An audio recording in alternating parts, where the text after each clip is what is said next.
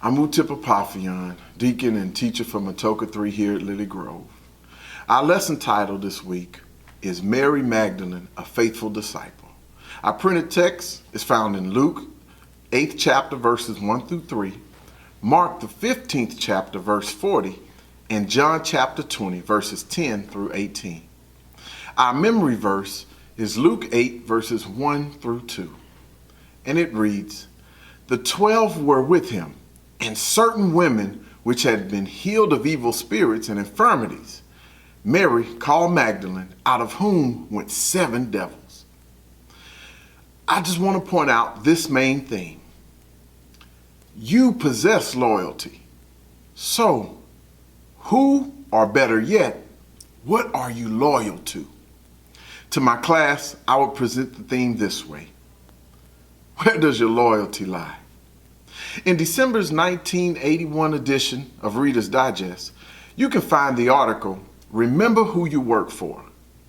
John Kenneth Galbraith was a noted economist in the early 1900s who was once called upon by many dignitaries to help support and sort the economic markets. He wrote the following story in his autobiography about his housekeeper. "It had been a wearying day, and I asked Emily to hold all telephone calls while I had a nap. Shortly thereafter, the phone rang. Lyndon Johnson was calling from the White House. 'Get me Ken Galbraith. This is Lyndon Johnson.'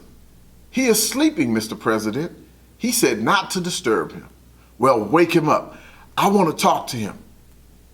'No, Mr. President. I work for him, not you.' When I called the president back, he could scarcely control his pleasure. 'Tell that woman I want her here in the White House.' Emily, the housekeeper, understood an important truth. She was a servant to one man and obeyed his wishes explicitly. Her loyalties were to Mr. Galbraith alone. What a great example of a true servant. Here's a side note. And I know, Deacon Abner, I can see you right now shaking your head and simply saying, a side note, you haven't even jumped into the lesson. Bring it on. So here it is. There's a difference between a follower and a disciple. A follower is literally one who follows or comes after another, while a disciple is a person who learns from another, especially one who then teaches others. Let's jump into this lesson and discuss this faithful disciple. Luke 8, verses 1 through 3. My key point is this: seeking to serve Jesus. Luke opens our lesson today with the statement, "And it came to pass afterward." This should have raised a flag in the mind of the one who is studying the lesson to inquire about what happened prior. At the end of chapter 7, Jesus is attending a dinner at the home of Simon the Pharisee, teaching on forgiveness, and he forgives a woman of her sins. I know you'll remember it better this way. This is the same woman that washed Jesus' feet with her tears, dried them with their hair, and anointed his feet with the oil in the alabaster box. Jesus was ministering then, and Luke continues to highlight his ministering here in chapter 8 with 2 bold words: glad tidings. The glad tidings, or the good news, was this. For John 3:16 says, "For God so loved the world that he gave his only begotten Son, that whosoever believeth in him should not perish, but have everlasting life." The gospel is spreading, and Luke reveals those who were traveling with Jesus. Now, why is that so important? Why is that highlighted in the lesson today? This helps us to see that men were not the only disciples. Jesus saw women different than the religious leaders of that day and time. Luke names 3 specific women, 2 of which he has allowed us to get to know even better. Mary Magdalene, a woman with a dark, desolate past who was filled with 7 demons, now serving alongside with Joanna, who is a woman of high esteem because of her husband's position in Herod's court. Jesus brings many different people from many different backgrounds together for one purpose: to be about the Father's business. Do not miss how gracious Jesus is right here. What do I mean? Jesus willingly made himself dependent on others. Chew on that. The one who is the beginning and the end, the one who created the heavens and the earth, the one who speaks and then things just become. He didn't need anything from them. He could have just created all the money or all the food he needed. Jesus was humble enough to lower himself to receive from his very creation. Think about this. He humbled himself to the point that a creator was getting and receiving from the very creation he created. Here's a discussion question. What unique resources do you provide to contribute to ongoing Christian ministry? Here's the answer for you in the poem written by Christina Rossetti. What can I give him as poor as I am? If I were a shepherd, I would give him a lamb. If I were a wise man, I would do my part. Yet what can I give him? I'll give him my heart. Now in section 2, Mark 15, verse 40, key point here is seeking to stay with Jesus. The beginning of this chapter in verses 1 through 15 opens with a bogus trial of Jesus before an unqualified judge named Pilate and unjust punishment for an innocent man by cruel enforcers. Then he was mocked by soldiers, endured the embarrassment of crucifixion, and finally gave up the ghost in verse 37. In verses 38 and 39, that massive veil in the temple was torn in 2 pieces from top to bottom, and even the Roman officer proclaims that Jesus was truly the Son of God. But look closely.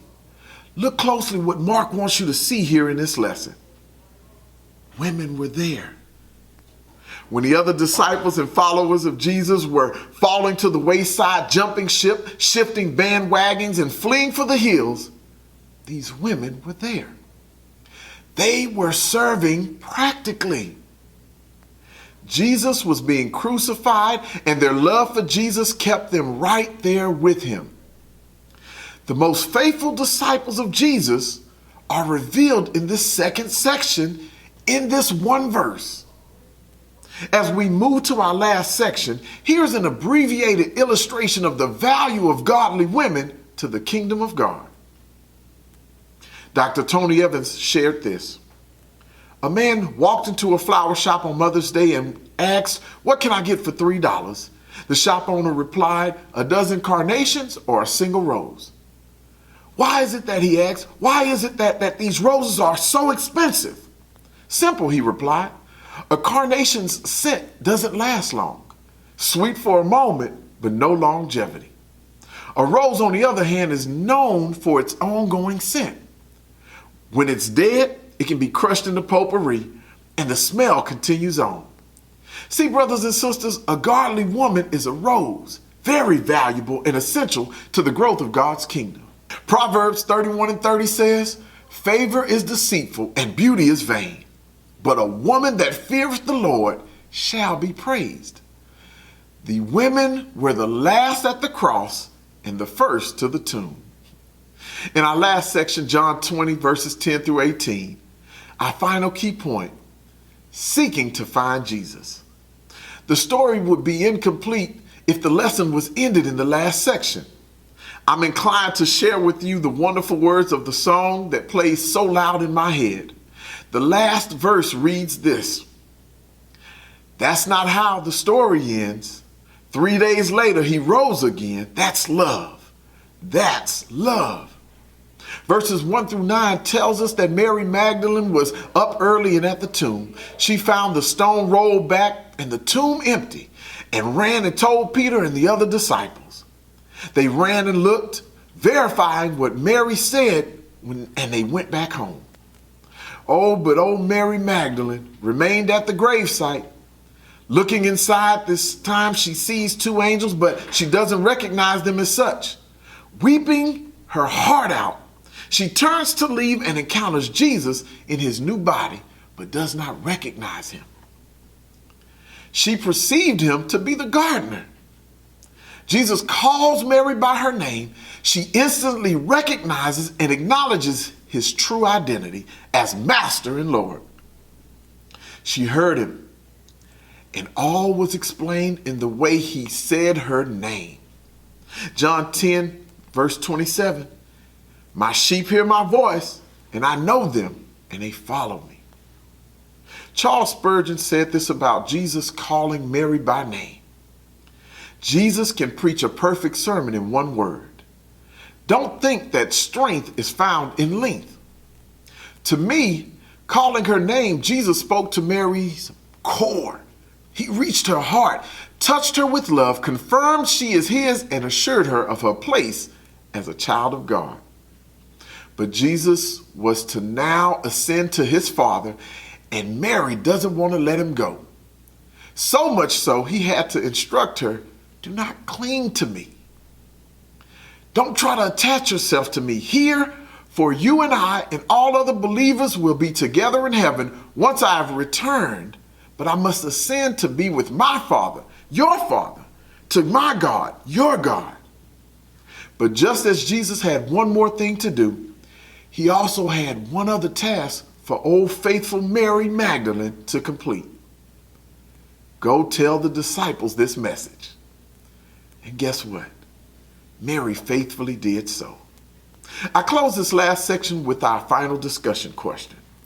And let me apologize in advance. Unlike the first question, I cannot answer this one for you.